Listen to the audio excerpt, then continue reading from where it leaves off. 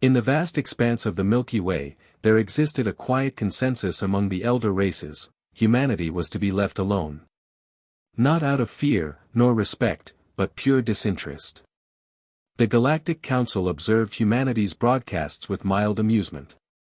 Wars, reality shows, music echoing into space, emotional speeches, they were deemed chaotic and primitive.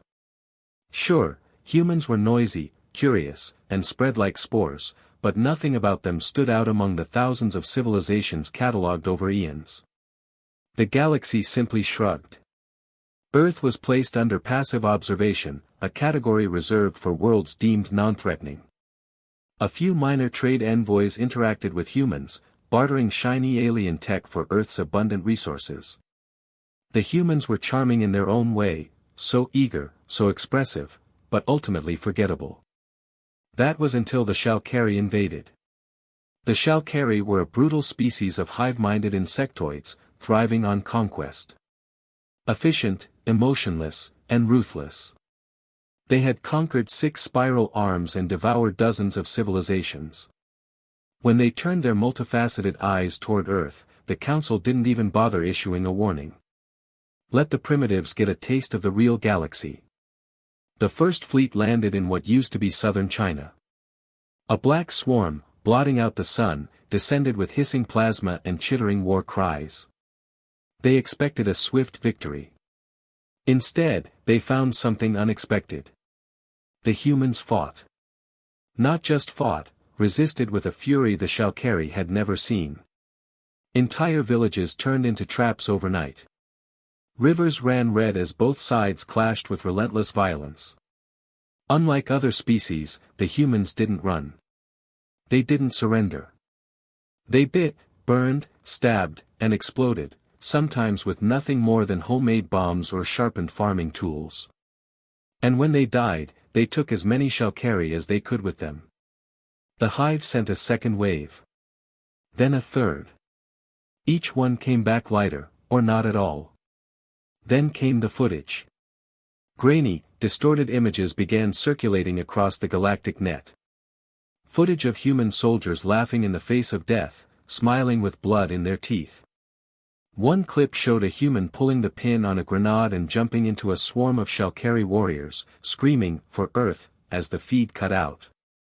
The Council watched in stunned silence. This wasn't just resistance. This was madness. And madness was contagious. By the time the Shalkari tried glassing Earth from orbit, it was too late. Humanity had reverse-engineered several of the invaders' ships, and in a suicidal move, launched a strike at the enemy's staging area on Europa. The humans called it Operation Ice Hell. The strike force.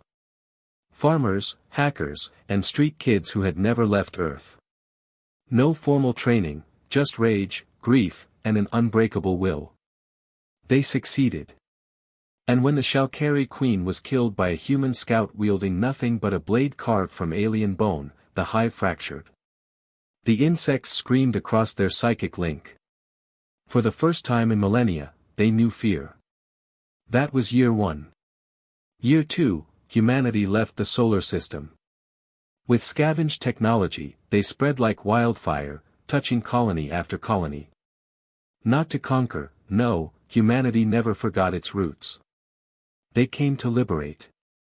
Worlds enslaved by the Shalkari, the Thurn Empire, and even minor warlords suddenly found strange ships landing. Ships covered in crude paint, patched armor, and wild symbols. Out stepped humans, grinning, some wearing sunglasses for no reason, others with music blaring from their suits. They asked just one thing: where's the fight? Entire species wept when they saw them. To the meek, humanity was salvation. To the tyrants, they were vengeance made flesh. The Galactic Council scrambled to respond. First, they tried diplomacy, too late. Humanity had no centralized government now. They had fragmented into war bands, companies, and legions. Each with its own flag, its own code. But they all shared one thing: loyalty to each other. And a hatred for those who preyed on the weak. Then the Council tried war. They sent elite mercenaries, psychic assassins, even tried targeting Earth itself. But Earth was no longer a planet. It was a symbol. You couldn't kill an idea. And humanity had become one. Reports poured in of humans doing the impossible.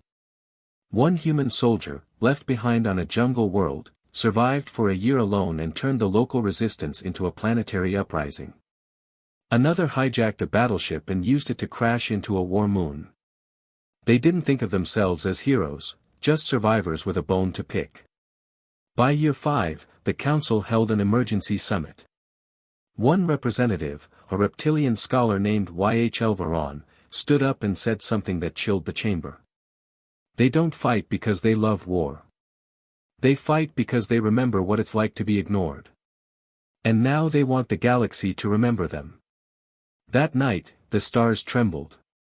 Human fleets, though patched and mismatched, moved like packs of wolves. Tactical. Precise. Angry. Entire species defected just for a chance to fight beside them.